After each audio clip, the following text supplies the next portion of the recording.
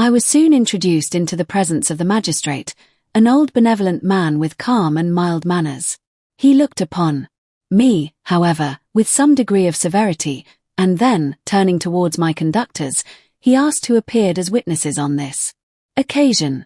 About half a dozen men came forward, and, one being selected by the magistrate, he deposed that he had been out fishing the night before with his son and brother-in-law, Daniel Nugent, when, about 10 o'clock, they observed a strong northerly blast rising, and they accordingly put in for port. It was a very dark night, as the moon had not yet risen. They did not land at the harbour, but, as they had been accustomed, at a creek about 2 miles below. He walked on first, carrying a part of the fishing tackle, and his companions followed him at some distance. As he was proceeding along the sands, he struck his foot against something and fell at his length on the ground. His companions came up to assist him, and by the light of their lantern they found that he had fallen on the body of a man, who was to all appearance dead. Their first supposition was that it was the corpse of some person who had been drowned and was thrown on shore by the waves, but on examination they found that the clothes were not wet and even that the body was not then cold. They instantly carried it to the cottage of an old woman near the spot and endeavoured, but in vain, to restore it to life.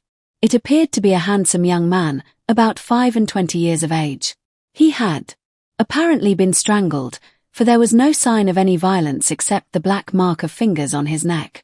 The first part of this deposition did not in the least interest me, but when the mark of the fingers was mentioned I remembered the murder of my brother and felt myself extremely agitated. My limbs trembled, and a mist came over my eyes, which obliged me to lean on a chair for support. The magistrate observed me with a keen eye and of course drew an unfavourable augury from my manner. The son confirmed his father's account, but when Daniel Nugent was called he swore positively that just before the fall of his companion, he saw a boat, with a single man in it, at a short distance from the shore, and as far as he could judge by the light of a few stars, it was the same boat in which I had just landed. A woman deposed that she lived near the beach and was standing at the door of her cottage, waiting for the return of the fisherman, about an hour before she heard of the discovery of the body, when she saw a boat with only one man in it push off from that part of the shore where the corpse was afterwards found. Another woman confirmed the account of the fisherman having brought the body into her house. It was not cold. They put it into a bed and rubbed it, and Daniel went to the town for an apothecary, but life was quite gone. Several other men were examined concerning my landing, and they agreed that, with the strong north wind that had arisen during the night, it was very probable that I had beaten about for many hours and had been obliged to return nearly to the same spot from which I had departed. Besides, they observed that it appeared that I had brought the body from another place, and it was likely that as I did not appear to know the shore, I might have put into the harbour ignorant of the distance of the town from the place where I had deposited the corpse. Mr. Kirwin, on hearing this evidence, desired that I should be taken into the room where the body lay for interment, that it might be observed what effect the sight of it would produce upon me. This idea was probably suggested by the extreme agitation I had exhibited when the mode of the murder had been described. I was accordingly conducted, by the magistrate and several other persons, to the inn. I could not help being struck by the strange coincidences that had taken place during this eventful night, but, knowing that I had been conversing with several persons in the island I had inhabited about the time that the body had been found, I was perfectly tranquil as to the consequences of the affair. I entered the room where the corpse lay and was led up to the coffin. How can I describe my sensations on beholding it? I feel yet parched with horror, nor can I reflect on that terrible moment without shuddering and agony. The examination, the presence of the magistrate and witnesses, passed like a dream from my memory when I saw the lifeless form of Henry Clerval stretched before me. I gasped for breath, and throwing myself on the body, I exclaimed, "Have my murderous machinations deprived you also, my dearest Henry, of life? 2 I have already destroyed, other victims await their destiny. But you, Clerval, my friend, my benefactor." The human frame could no longer support the agonies that I endured, and I was carried out of the room in strong convulsions. A fever succeeded to this. I lay for 2 months on the point of death. My ravings, as I afterwards heard, were frightful. I called myself the murderer of William, of Justine, and of Clerval. Sometimes I entreated my attendants to assist me in the destruction of the fiend by whom I was tormented, and at others I felt the fingers of the monster already grasping my neck, and screamed aloud with agony and terror. Fortunately, as I spoke my native language, Mr. Kerwin alone understood me, but my gestures and bitter cries were sufficient to affright the other witnesses. Why did I not die? More miserable than man ever was before, why did I not sink into forgetfulness and rest? Death snatches away many blooming children, the only hopes of their doting parents. How many brides and youthful lovers have been one day in the bloom of health and hope, and the next a prey for worms and the decay of the tomb?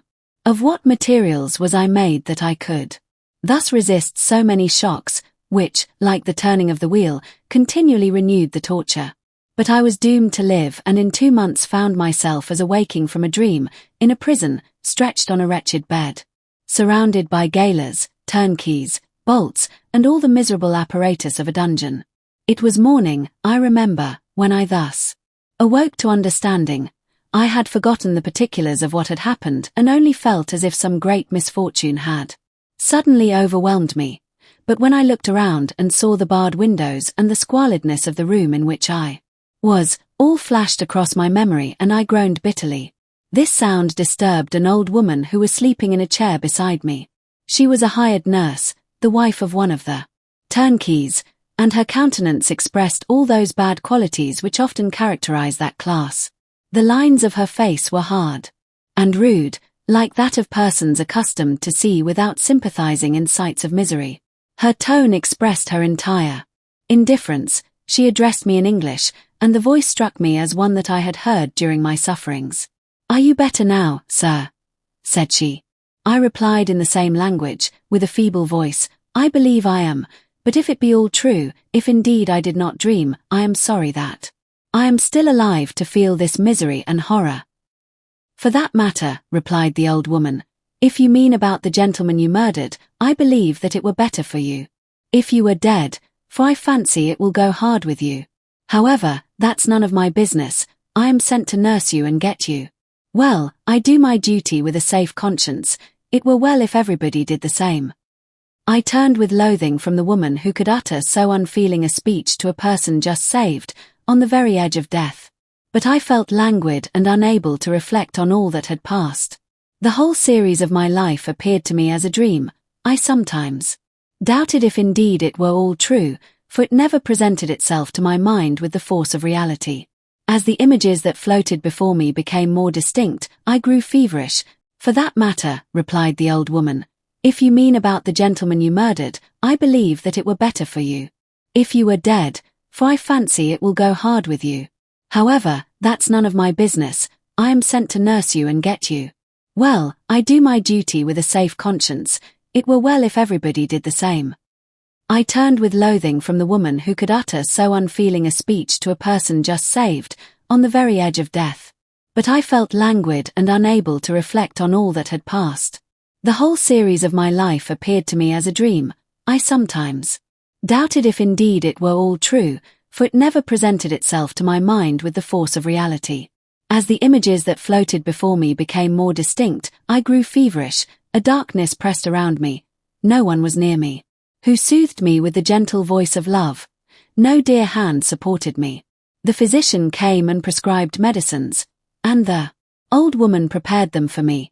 But utter carelessness was visible in the first, and the expression of brutality was strongly marked in the visage of the second. Who could be interested in the fate of a murderer but the hangman who would gain his fee? These were my first reflections, but I soon learned that Mr. Kerwin had shown me extreme kindness. He had caused the best room in the prison to be prepared for me. Wretched indeed was the best, and it was he who had provided a physician and a nurse. It is true, he seldom came to see me, for although he ardently desired to relieve the sufferings of every human creature, he did not wish to be present at the agonies and miserable ravings of a murderer. He came, therefore, sometimes to see that I was not neglected, but I fear that this place is very shocking to you. Can I do anything to make you more comfortable?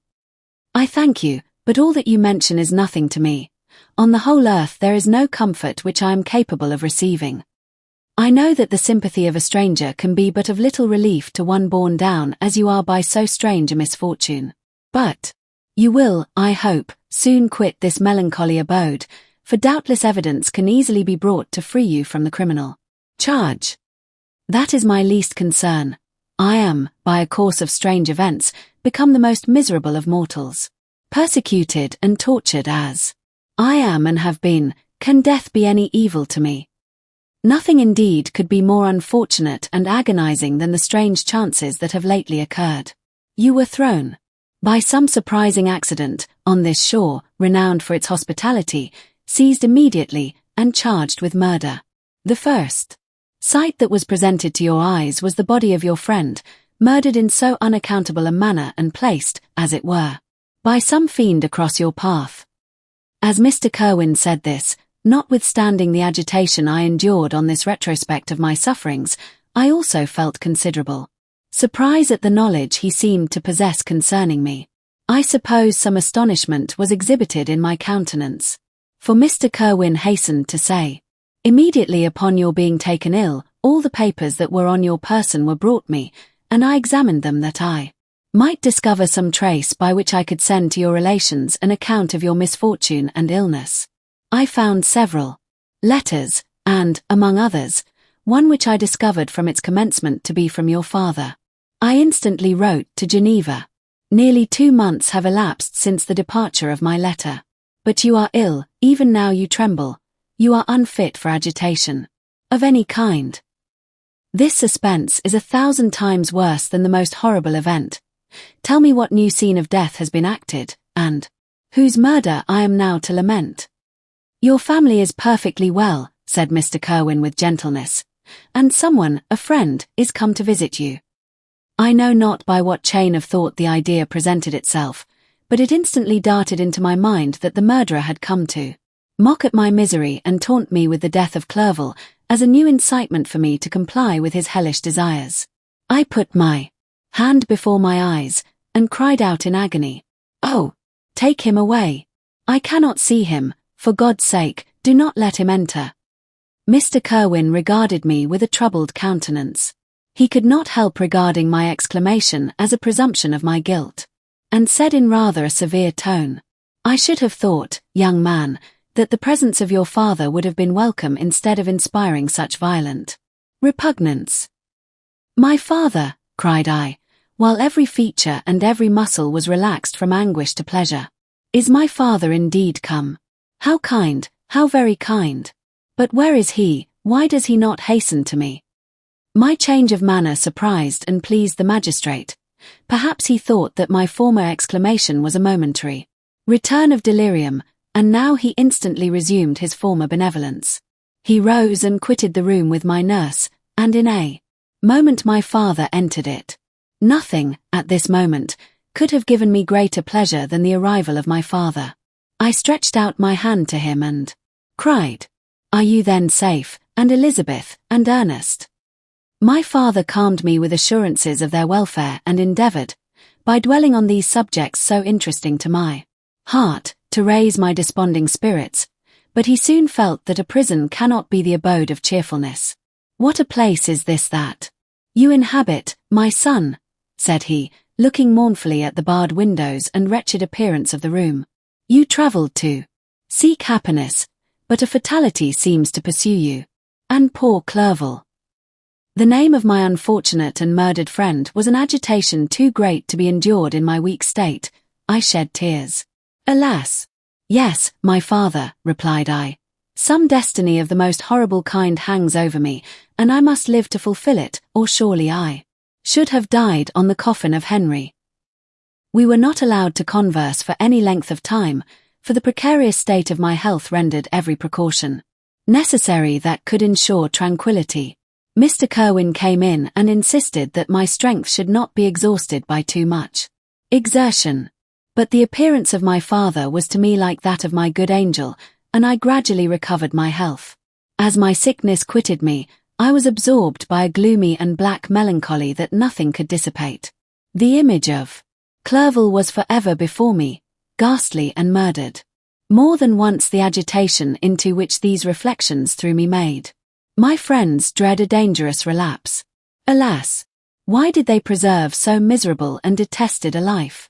It was surely that I might fulfill my destiny, which is now drawing to a close.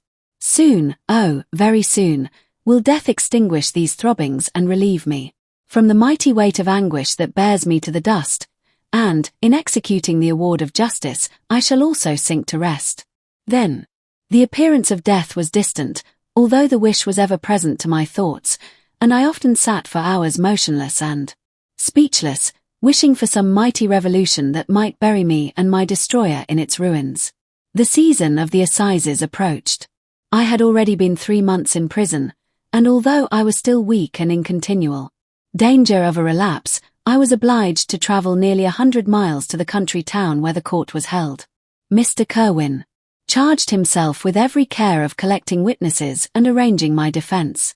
I was spared the disgrace of appearing publicly as a criminal, as the case was not brought before the court that decides on life and death. The grand jury rejected the bill, on its being proved that I was on the Orkney Islands at the hour the body of my friend was found, and a fortnight after my removal I was liberated from prison. My father was enraptured on finding me freed from the vexations of a criminal charge, that I was again allowed to breathe the fresh atmosphere and permitted to return to my native country. I did not participate in these feelings, for to me the walls of a dungeon or a palace were alike hateful.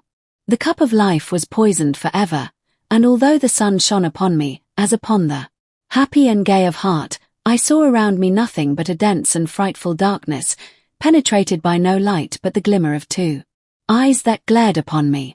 Sometimes they were the expressive eyes of Henry, languishing in death, the dark orbs nearly covered by the lids and the long black lashes that fringed them. Sometimes it was the watery, clouded eyes of the monster, as I first saw them in my chamber at Ingolstadt. My father tried to awaken in me the feelings of affection. He talked of Geneva, which I should soon visit, of Elizabeth and Ernest, but these words only drew deep groans from me. Sometimes, indeed, I felt a wish for happiness and thought with melancholy delight of my beloved cousin, or longed, with a devouring malady du pays, to see once more the blue lake and rapid Rhone that had been so dear to me in early childhood. But my general state of feeling was a torpor in which a prison was as welcome a residence as the divinest scene in nature, and these fits were seldom interrupted but by paroxysms of anguish and despair. At these moments I often endeavored to put an end to the existence I loathed, and it required unceasing attendance and vigilance to restrain me from committing some dreadful act of violence. Yet one duty remained to me, the recollection of which finally triumphed over my selfish despair. It was necessary that I should return without delay to Geneva, there to watch over the lives of those I so fondly loved and to lie in wait for the murderer, that if any chance led me to the place of his concealment, or if he dared again to blast me by his presence, I might, with unfailing aim, put an end to the existence of the monstrous image which I had endued with the mockery of a soul still more monstrous.